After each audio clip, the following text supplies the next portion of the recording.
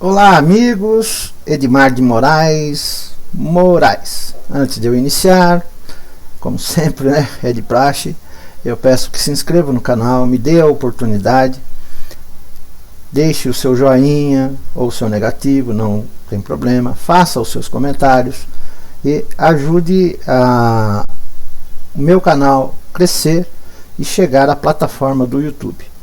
Estamos aí com 525 inscritos, né? A minha meta é 1000 inscritos e estamos caminhando lentamente, mas estamos caminhando, tá certo? Então é isso. Hoje eu gostaria de falar sobre ler algumas reflexões que eu recebi e depois no final eu vou identificar o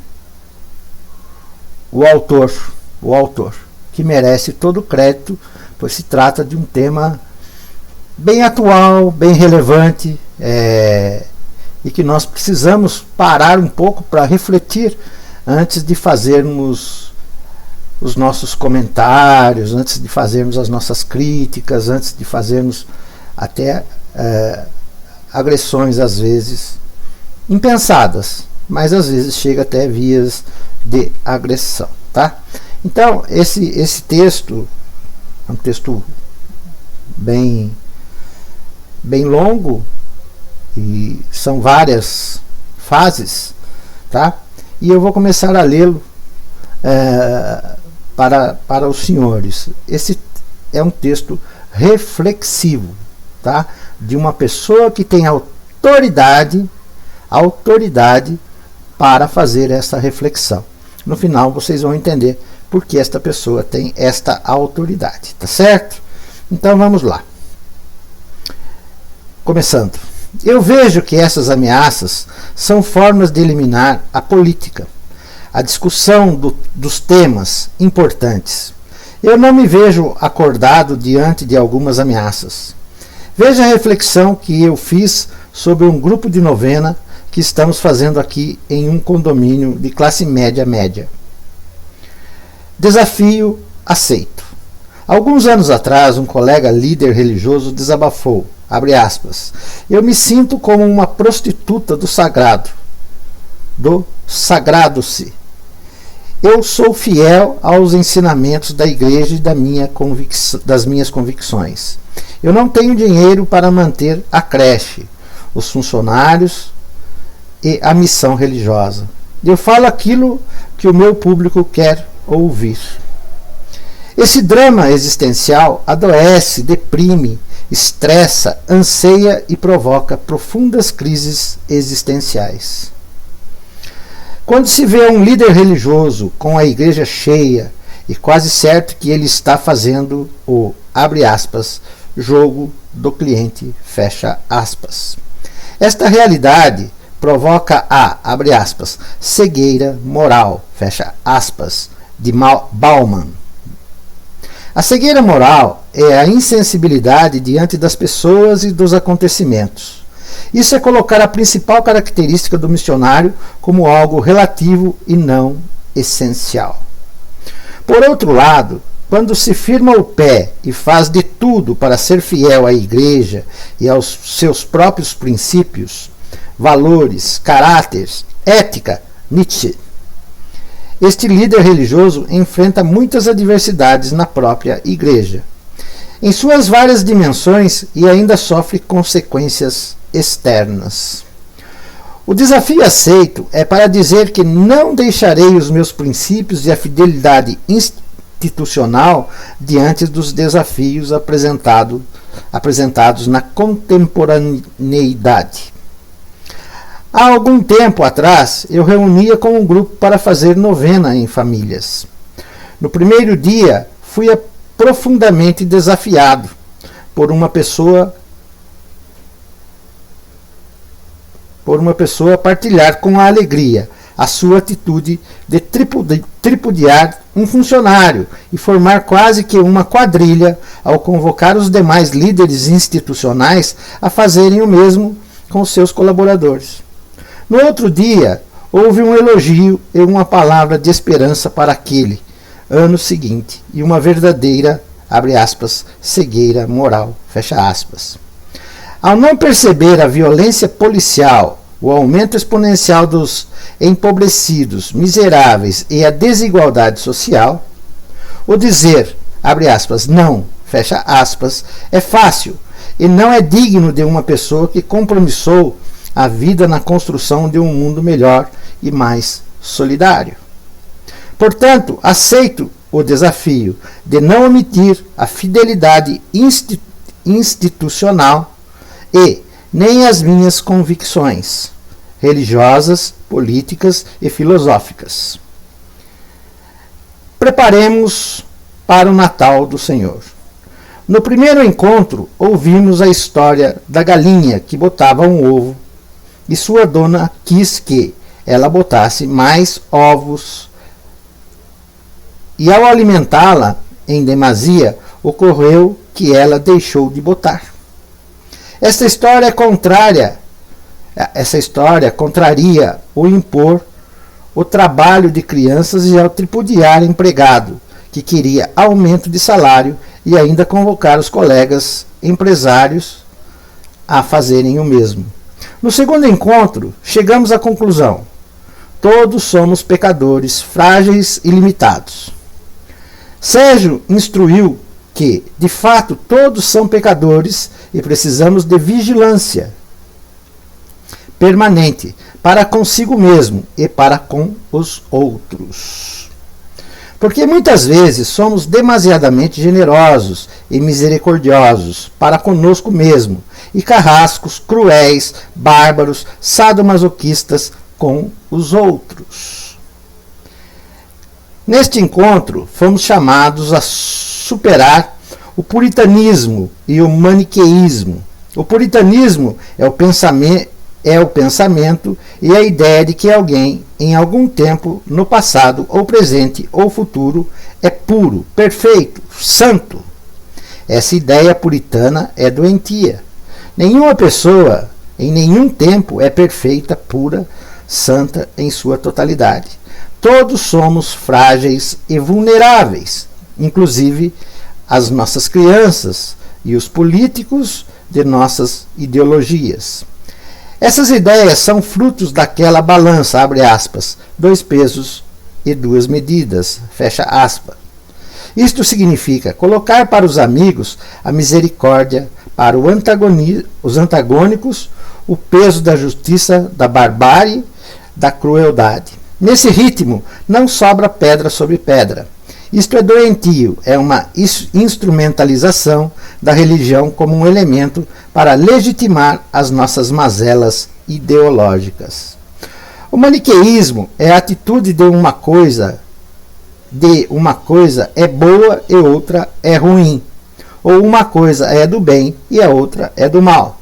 Esse movimento milenar é doentio, está em pleno vigor em nosso meio. Precisamos rezar a metáfora do pé, braço, olho, que levam a pecar e que deveria ser cortado. Nessa metáfora, não se quer amputar ninguém. Nessa metáfora, se quer tirar somente a atitude pecaminosa que todos temos em nossa vida no dia a dia. Esta história foi contada naquele texto, onde ficavam os assassinos, ficavam só os assassinos e se matassem todos os maus. Todos os assassinos se matassem todos os maus. Finalmente, precisamos respeitar a ignorância e a instrumentação religiosa ao ouvir as histórias do camelo que morreu com o peso excessivo e não com a pena azul. Eu vejo que precisamos educar o povo para não ficar acreditando em teorias das conspirações e paranoias. Esses males fazem com que vejamos inimigos a todos os lugares. E depois de matarmos todos à nossa volta, nós matamos a nós mesmos. A saída é voltar ao ser humano como um todo, e não em parte ou segundo alguns paradigmas que colocamos ou alguém nos impõe. A saída é o perdão, o amor recíproco, a solidariedade e a tolerância. Eu vejo que os extremistas querem matar a política e nós precisamos ressuscitá-la.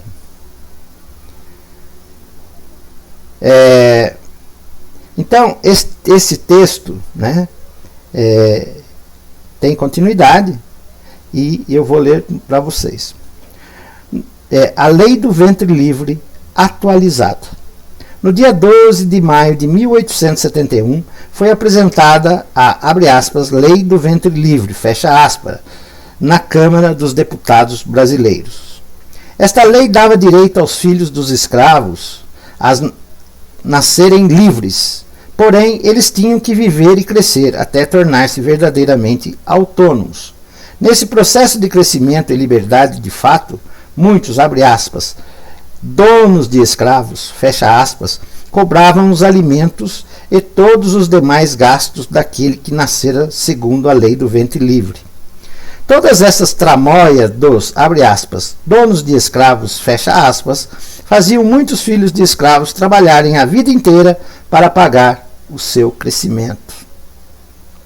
Hoje, esta lei está em vigor quando, abre aspas, empresário, déspota, fecha aspas, segura o funcionário pela sua fome e pelo consumo, o dono do emprego que capacita o consumo tem as mãos o trabalhador, tem nas mãos o trabalhador. Esta é a correlação. Esta realidade fica pior quando se tem a automação que substitui as mãos de obra humana, o desemprego crescente, a precarização dos direitos dos trabalhadores, a, abre aspas, carteira verde, fecha aspas, como uma organização do trabalho escravo, o apogeu da tecnologia e, abre aspas, capitalismo parasitário, fecha aspas, como origem do desinvestimento em empregos e estado de bem-estar social. Portanto, os trabalhadores estão nas mãos dos empresários, déspotas, como estavam as crianças da lei do ventre livre. O que é necessário fazer para superar este, abre aspas, estado de coisas? O, abre aspas, estado de bem-estar social, fecha aspas, é aquele que os cidadãos se sentem seguros e não precisam ter ganância para viver com dignidade. A diminuição do poder do, abre aspas, capitalismo parasitário, fecha aspas, só é possível com consumos pagos à vista. Estes elementos trarão emprego e consumo equilibrado na sociedade e uma vida justa para todos, e não somente para os donos do dinheiro no mundo. A classe média e os pobres são igualmente vítimas desses predadores do investimento na sociedade. A classe média e os pobres só ganham dinheiro produzindo e com o emprego dos pobres. Quando o, abre aspas, capital parasitário, fecha aspas, deixa o dinheiro caro ou sem consumo porque os pobres, que são a maioria, não têm dinheiro, todos perdem e os ricos ganham. Portanto, os pobres e as classes médias precisam se unir para diminuir o poder do capital para o bem da sociedade em geral. Diz-se isso porque a fome, o desemprego, a saúde, a educação, a segurança, sem dinheiro e investimento, torna o mundo uma Babel. De quem é a culpa? Eichmann foi uma autoridade no regime nazista de Adolf Hitler, que assinava e carimbava permitindo matar as pessoas por meio de fome nos becos, metralhados nos campos de concentração, carro com gases, injeções e trabalhos forçados. Quando Eichmann foi julgado em Jerusalém, ele argumentava que ele não tinha culpa, ele simplesmente obedecia a ordem do Estado. Quem era o culpado? Era o Estado? Suas leis? Seus líderes? Na atualidade, os drones metralham pessoas, vigiam e controlam as pessoas por meio de câmeras nos aeroportos, lugares públicos, condomínios, etc. No passado, quando um agente público ou particular cometia um crime, ele era responsabilizado por vários tipos de punições: reclamações, perda da função, prisões, etc. Immanuel Kant, na, abre aspas, Crítica da Razão Pura, fecha aspas, alertava que a pessoa tem que se responsabilizar por todos os seus atos, palavras e até, eu diria, por seus pensamentos. Essa responsabilização independe de ser ou não autorizado e até obrigado a cometer um crime ou ilícito por uma autoridade ou instituição. Portanto, vive-se um tempo de responsabilização dos crimes e uma impunidade aos seus arquitetos do mal. Como explicar o, abre aspas, monopólio da violência? Abre aspas, o Estado tem o monopólio da violência, fecha aspas. Este monopólio tem o objetivo de fazer com que suas leis, normas, princípios, valores, caráter, ética sejam obedecidos. O Estado não funcionaria se cada indivíduo fizesse o que passasse em sua cabeça. Isto faria com que o justiçamento social e o caos correspondente, abre aspas, luz do sol, fecha aspas, o tempo todo. O caos social não é só entendido quando o infrator burla uma norma. Esse caos ocorre também quando os agentes de Estado fazem às leis uma personalização da sua própria vontade. Alguns agentes de segurança provocam verdadeiros caos social para se fazer necessário a segurança do Estado. Abre aspas, monopólio da violência, fecha aspas. Quando o Estado consegue fazer amizade entre seus habitantes, os agentes de segurança pública se tornam obsoletos e desnecessários. Este fato faz com que muitos agentes provoquem violência desnecessária para que explique a sua necessidade. Um dia, um agente de segurança me falou que o Estado era violento porque os infratores não permitiam a entrada do Estado em seus territórios. Eu falei que muitos agentes de segurança do Estado entravam violentando e matando favelados na Mangueira, no Rio de Janeiro. Os favelados tinham como um impulso de vida reagir contra aquela violência. Precisamos criar uma cultura da harmonia entre os agentes do Estado e a população. Essa aproximação do Estado com os cidadãos, polícia comunitária, faz dos agentes secretos da segurança. Quando o próprio Estado promove a violência sem critério e todo indistintamente, ele promove uma cultura de inimizade entre os agentes de segurança e o povo. Essa cultura da harmonia deve ser construída por todos os atores sociais, agentes de segurança e população. Os agentes de segurança devem ser, abre aspas, cirúrgicos, fecha aspas, ou seja, eles devem ser violentos somente com quem é violento com eles, com a população e com o Estado. Os agentes de segurança do Estado erram os, abre aspas, cálculos, fecha aspas, quando eles próprios promovem a violência. O, abre aspas, monopólio da violência, fecha aspas, não dá o direito do Estado ser promotor da violência. O Estado promotor da violência é ditatorial, é despótico.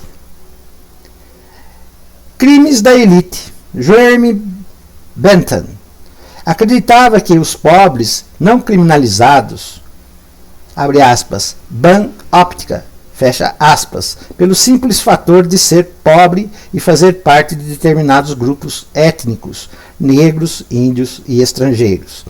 O contrário é verdade, ou seja, os crimes das elites são legitimados e até legalizados. A legitimação se efetiva pelo fato de burlar as normas e leis do Estado. E todos acreditam que está correndo e que não deve parar para o Estado mesmo os impostos devidos, não deve pagar para o Estado mesmo os impostos devidos. Essa legitimação se efetiva no fato das elites não pagarem impostos de todos os produtos e serviços consumidos pela elite. A legalização é a construção de leis para anistiar dívidas milionárias dos ricos ao Estado. Você sabia que os barcos, aviões não pagam impostos no Brasil, como a moto e o carro? Os últimos são usados por pobres e os primeiros usufruídos por ricos. Os crimes mais frequentes dos ricos ao Estado são difíceis de serem constatados. Eles precisam de uma, abre aspas, delação, fecha aspas, dos seus pares e uma verdadeira força-tarefa da justiça para constatar os crimes da elite. Os crimes mais comuns dos ricos são, anistia a dívidas ao Estado, não pagar impostos dos imóveis alugados, não pagar impostos de todos os produtos e serviços. Portanto, precisamos acabar com a nomeação genérica dos crimes das elites brasileiras. Precisamos começar a falar que os pobres e os ricos estão em mesma situação de plausibilidade de cometer crimes. Todos precisam se vigiar e ser vigiados para não cometer crimes e muito menos ser criminalizados pelo simples fator socioeconômico, classe, etnia, endereço, etc. Por que criminalizamos os pobres? Os pobres são criminalizados pela mídia social, pela mentalidade do senso comum e pelo negligenciador dos atos dos demais classes sociais. Quando se vê um mendigo ou pessoa em situação de rua ou dependente químico, muitos ficam com medo. Quando se vê um motoqueiro no trânsito passando entre os carros, muitos fecham os vidros dos carros e ficam tensos. Quando se assiste um programa de TV sensacionalista e policial, se vê praticamente somente pobres, negros e grupos marginalizados como criminosos. Todas essas atitudes formam uma convicção em nós: os pobres devem ser presos, porque estão cometendo crimes e ilegalidades. Porém, quando se participa das rodas sociais da classe média e dos ricos, é comum se discutir abertamente meios de burlar as leis do Estado, para não pagar todos os impostos devidos e ainda fazer verdadeiras combinações de preços e condições para seus colaboradores. Os pobres nascem daí, ou seja, eles nascem como fruto do lucro abusivo, das retiradas dos direitos dos trabalhadores e de uma verdadeira forma de dominar, controlar uma classe social desprovida, abre aspas, ban óptica, fecha aspas, de Jeremy Bentham. Tudo isso evidencia uma criminalização da vida dos pobres e uma legitimação e até legalização das ações das classes média e dos ricos. Estas atitudes formam uma consciência em nós, que é um absurdo pagar impostos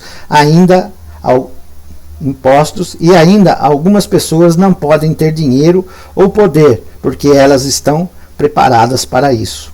O filme, abre aspas, A Espera de um Milagre, fecha aspas, mostra um homem negro, forte e alto, condenado por matar 2 crianças e, na verdade, ele tentava salvar essas crianças de um assassinato. Joe Joffrey foi condenado por ele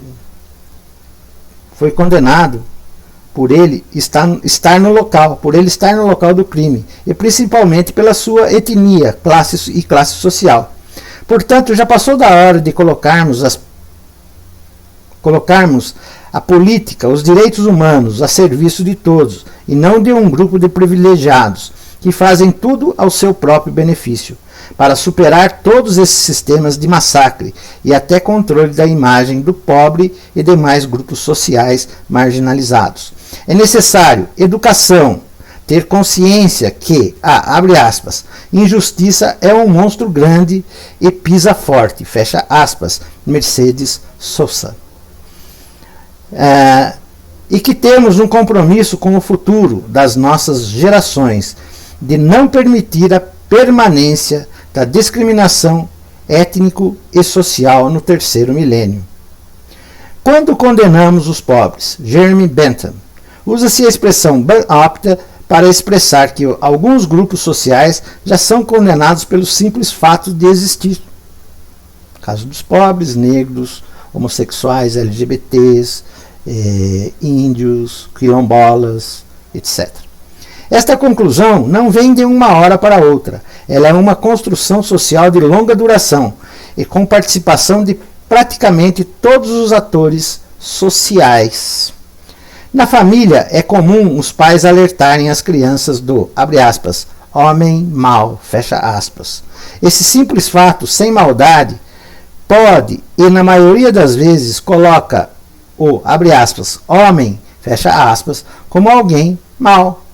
Esse fato faz o homem acreditar que é mau e começa a reproduzir a maldade, e as outras pessoas começam a tratá-lo como mau. Os meios de comunicação reproduzem um estereótipo lombrosiano de caracterizar o mal com as características dos pobres. Qual seria a saída e capacitar... Opa, tá dando um branco aqui, um minutinho só. Aqui tem umas coisas que eu fiz errado aqui. Qual seria a saída e capacitar as crianças e demais pessoas que a maldade não tem classe, não tem etnia, não tem endereço pré-fixado. Todos são potencialmente vítimas e potencialmente maldosos. A oportunidade e a impulsividade do momento podem fazer um monstro de uma hora para outra. Todos precisam ser vigilantes para não serem maldosos e nem construir personalidades maldosas. Os demais atores sociais, meios de comunicações, instituições do Estado, religiosas, seculares, têm o poder de construir ou desconstruir as personalidades forjadas para o mal. O nome desse fenômeno é, abre aspas, efeito manada, fecha aspas. Salomon Asch, fecha aspas. Este efeito manada pode produzir o bem ou o mal, que estejamos atentos em nossos pensamentos, palavras e atitudes para construirmos um mundo de paz, amor, perdão e esperanças. Estas breves reflexões feitas no celular, sem correções do vernáculo, mostram a origem, o caminho que deveria proceder e que está procedendo como segurança pública. Agora eu vou dizer para vocês a quem pertence todo esse texto, porque temos que ressaltar que trata-se de uma pessoa extremamente inteligente, entendeu? Extremamente capacitada para dizer isso. Ele participou de uma live junto conosco e ele foi extremamente brilhante nas suas colocações. E a gente acabou formando um laço, né? Então eu decidi ler as reflexões dele e trazê-las para os senhores. Tá certo? Então eu vou ler, né? Que eu convidei para participar de uma live, que não vai ser hoje, vai ser daqui a alguns dias, tá? Ele diz: eu ficarei no aguardo. Minha formação é licenciado em Filosofia pela PUC de Goiás e FOTEG, bacharel em Teologia pela FAGE, Belo Horizonte, Minas Gerais, mestre em Ciências da Religião pela PUC de Goiás. Passei no doutorado em Ciências de Religião pela PUC de Goiás, mas eu não tenho dinheiro para pagar. O meu nome completo é Sérgio de Souza Neres, mas eu sou conhecido como Sérgio Neres, IFTEG. O Sérgio, ele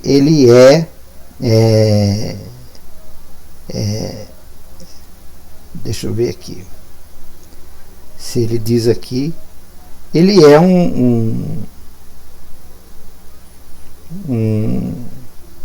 ele diz aqui, ó: eu sou um padre católico, mas eu estou há 3 anos desertado da igreja.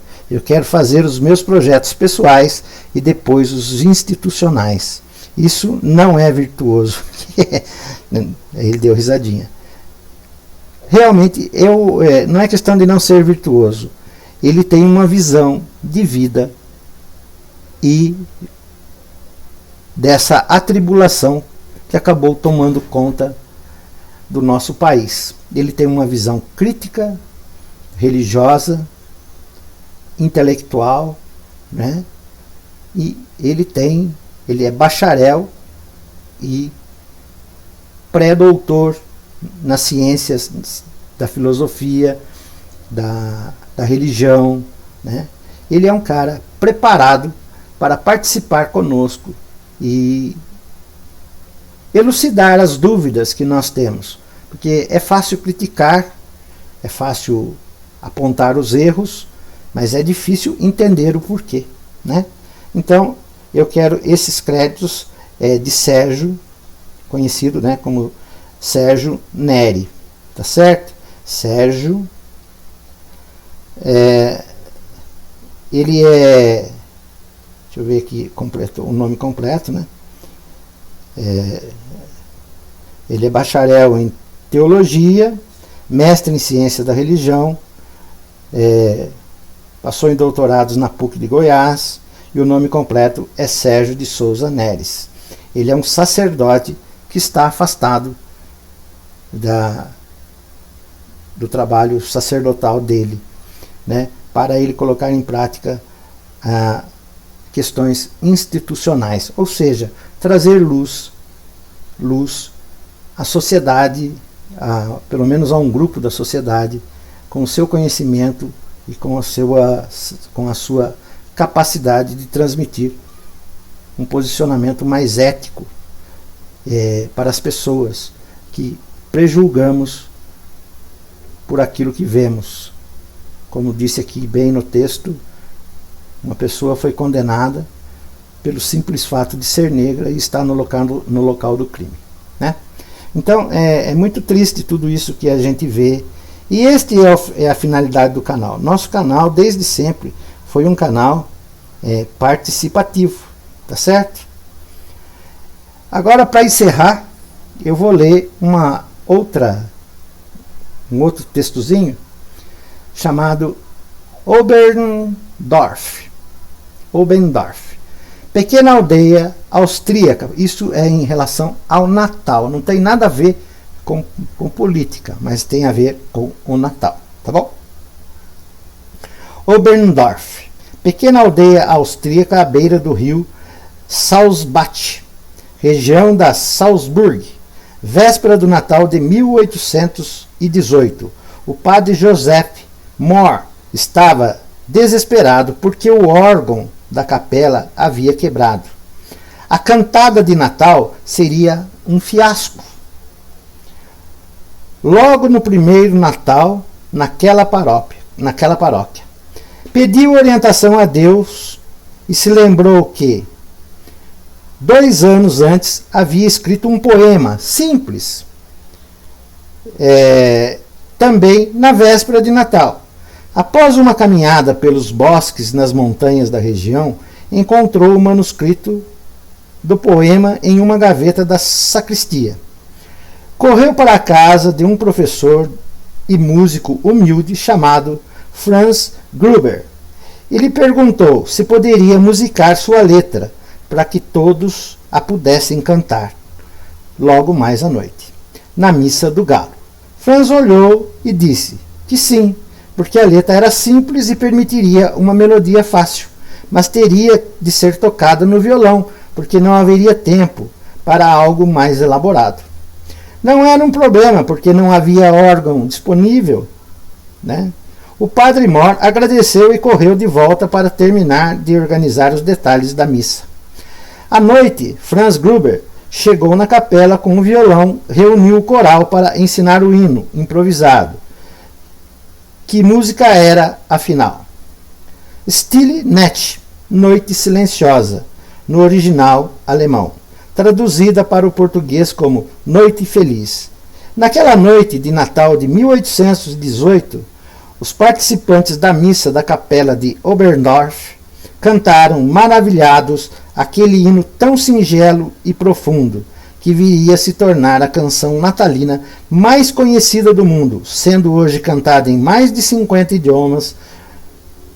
Como ela se espalhou. Semanas depois, o técnico que veio consertar o órgão ouviu a história e pediu para tocar a música. Ficou impressionado com a riqueza da melodia, da composição, que decidiu difundi-la por todas as igrejas por onde passava, até que chegou aos ouvidos do rei Frederick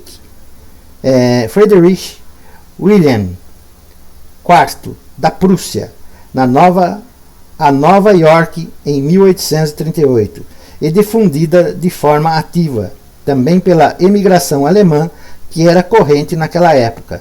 Esta é a história do hino natalino Noite Feliz. O que começou com um momento de pânico, perspectiva de um fiasco, terminou com um eterno presente de Natal para toda a humanidade, em forma de música. Feliz Natal a todos.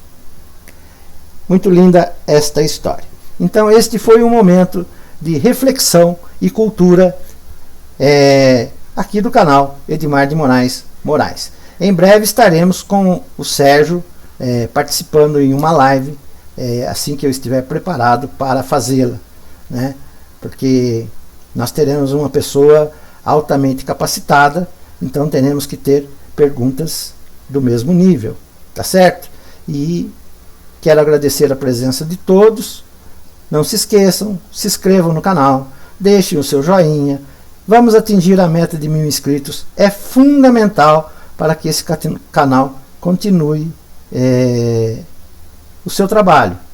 Às vezes crítico, às vezes zombando, às vezes reforçando as notícias, mas o mais importante, é um canal interativo onde a voz dos inscritos aqui tem poder, aqui tem valor. Todos são ouvidos, independente do que tem a dizer. Todos, sem exceção. Tá bom? Muito obrigado, um grande abraço e fiquem bem. E desculpe aí os erros de leitura, porque todos sabem que para o Edmar poder ler direitinho, um óculos não basta. Precisam de 2, e eu não quis utilizar 2 para não ficar muito chato, tá bom? Então um grande abraço e até uma próxima oportunidade. Tchau, pessoal, fiquem bem, tchau.